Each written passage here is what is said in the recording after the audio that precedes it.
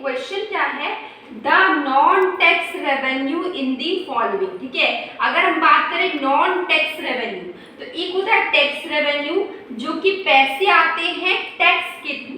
Non tax revenue एक ऐसा revenue है जहां पे पैसे आते हैं टैक्स को छोड़ के दूसरे सोर्स से आते हैं। ठीक है, टैक्स को छोड़ के दूसरे सोर्स से जो रेवेन्यू आएगा उसको हम लोग बोलते हैं नॉन टैक्स रेवेन्यू। ठीक है, फॉर एग्जाम्पल के लिए कौन कौन से आपकी ऐसे इनकम है, मतलब गवर्नमेंट के ऐसे इनकम है जो कि टैक्स को छोड़ के दूसरे सोर्स से आते हैं।